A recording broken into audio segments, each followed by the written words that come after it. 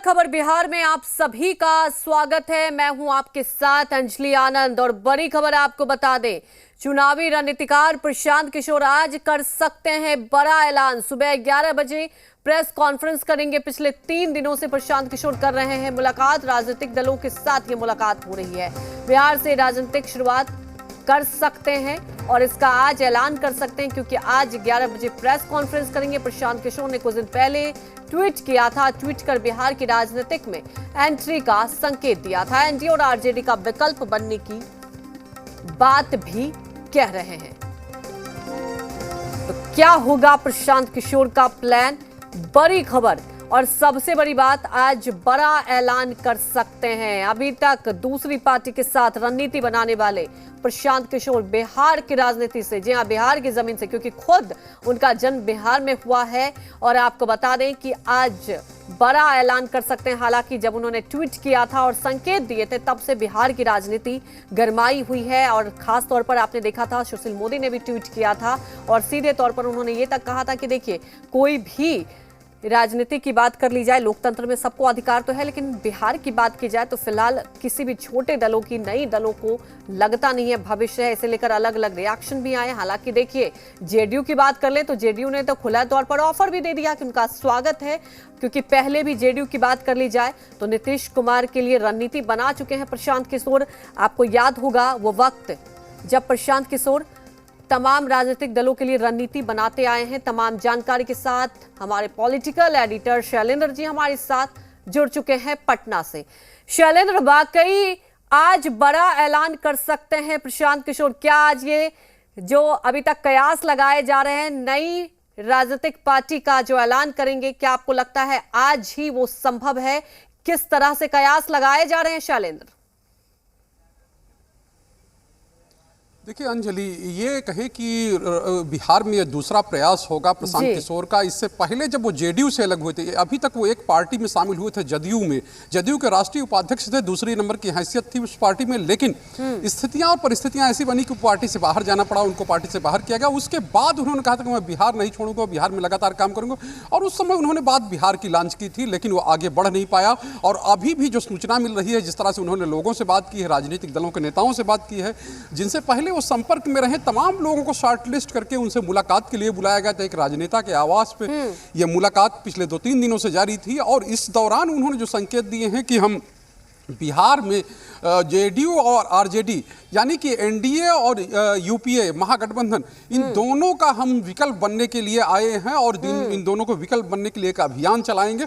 और पहले 6 महीने हम जो ये अभियान पूरे प्रदेश में चलाएंगे, लोगों से जाएंगे, मिलेंगे, उनसे बात करेंगे और उसके बाद फिर राजनीतिक दल का ऐलान करेंगे, यानी राजनीति में पूरी तरह से आने की बात करेंगे। हालांकि अभी कुछ देर में, अब 1 घंटे से भी कम समय बचा है जब प्रशांत किशोर का जो प्रेस कॉन्फ्रेंस है वो होने वाला है। और उसमें वो क्या कहते हैं, उसमें वो किस तरह की बात कहते हैं, क्योंकि जैसे ही उन्होंने ये बात अपनी ट्वीट के माध्यम से रखी कि शुरुआत बिहार से होगी, तमाम राजनीतिक दल हैं उनकी तरफ से प्रतिक्रिया आ गई है। चाहे जेडीयू की बात हो, चाहे बीजेपी की बात हो, चाहे आरजेडी की बात हो, जिसके सुप्रीमो लालू प्रसाद यादव हैं, वो कह रहे थे कि पूरा देश घूमकर अब बिहार आए हैं तो बिहार में देखते हो क्या कर लेते हैं। तो यही चीज़ें हैं कि अब प्रशांत किशोर का कहे कि वो जिस तरह से उन्होंने ऐलान किया था, वो समय आ गया कि आखिर उनके मन में क्या है, वो किस तरह की राजनीति करना चाहते हो, बिहार से किस तरह की उनकी शुरुआत होगी, उसके पीछे क्या होगा। लेकिन एक चीज़ साफ है कि उनके निशाने पर युवा हैं और युवाओं को वो रिझाकर जो है राजनीति में आगे बढ़ना चाहते हैं, राजनीति में आगे जाना चाहते हैं कि, और ये संकेत साफ है। और क्या आज वो राजनीतिक दल का ऐलान करते हैं या नहीं करते हैं, जिस तरह से उन्होंने मुलाकात जो तमाम लोगों से की है, उस दौरान जो संकेत दिए हैं, उस दौरान उन्होंने कहा कि हम पहले बिहार को घूमेंगे, समझेंगे, लोगों के यहाँ जाएंगे, लोगों के यहाँ तारीख भी तय कर दिया कि हम आपके यहाँ इस समय आएंगे, आपके यहाँ इस समय आएंगे। और ये कह सकते हैं कि ये एक मंथन का दौर है प्रशांत किशोर के लिए, कि वो लगातार मंथन कर रहे हैं कि आखिर हमको किस रूप में और किन मुद्दों को लेकर आगे बढ़ना चाहिए।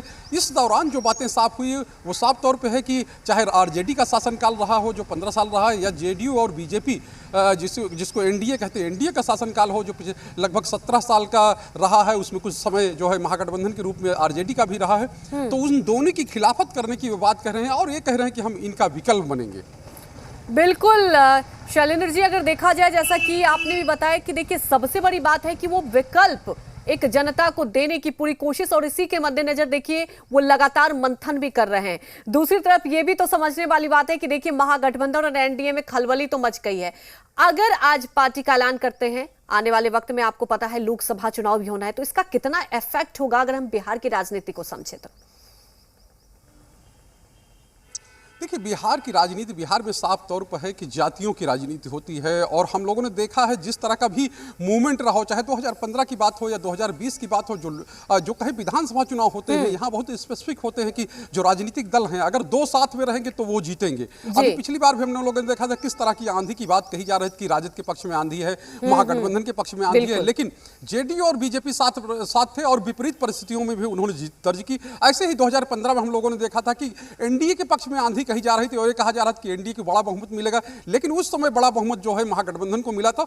तो ये कह सकते हैं यहाँ की जनता पे बहुत असर नहीं पड़ता है कि किस तरह की चीजें हो रही हैं। यहाँ पर राजनीतिक दल हैं जो उनका गठबंधन अगर साथ में रहता है तो लोग जीत जाते हैं, जो पिछले 2 चुनावों का अनुभव रहा है। और साफ तौर पर है कि इस आधार पर कहा जा सकता है कि यहाँ पर कोई बहुत बड़ा स्कोप किसी राजनीतिक दल के लिए, अगर कोई बहुत बड़ा वैक्यूम नहीं हो, बहुत बड़ी चीज नहीं हो, तो अभी हाल फिलहाल के समय में वो दिखता नहीं है। और जब लोकसभा के चुनाव होते हैं तो एक तरफा चुनाव होता है, चाहे राजद के समर्थक हों, चाहे जेडीयू बीजेपी एनडीए के समर्थक हों, वो लगभग सब एक धड़े पर आ जाते हैं और उनका ये कहना है कि देश का सवाल है, राज्य का सवाल नहीं है, इसलिए हमारा मत जो है यहाँ अलग जाएगा। लेकिन अगर विधानसभा का चुनाव होता है, विधानसभा की बात होती है, तो वहाँ पर बिल्कुल अलग चीजें हो जाती हैं। तो ये जो पिछले दोनों चुनाव हैं, चाहे लोकसभा का हो चाहे विधानसभा का हो, उनमें ये देखने को मिला है कि आखिर बिहार की जनता किस तरह का फैसला लेती है। और ऐसे में अगर प्रशांत किशोर, क्योंकि प्रशांत किशोर किसी जाति, किसी उसको समूह को टारगेट नहीं कर रहे,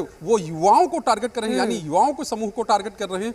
तो ये एक अपने आप में कहें कि एक उनका वो युवाओं को अपना आधार बनाना चाहते हैं, लेकिन युवा कितना उनसे प्रभावित होते हैं ये अभी देखने वाली महत्वपूर्ण बात है शैलेंद्र जी कि देखिए युवा कितने प्रभावित होते हैं, और सबसे बड़ी बात कि देखिए कितना इस पर जनता पर असर, कितना इफेक्ट, क्योंकि सबसे बड़ी बात यही हो जाती है। और जैसा कि प्रेस कॉन्फ्रेंस करेंगे 11 बजे, हमारी नजरें भी रहेंगी, आप लगातार इस खबर पर अपनी निगाहें बनाए रहिएगा, आगे भी आपसे अपडेट लेते रहेंगे। फिलहाल हमारे साथ जुड़ने के लिए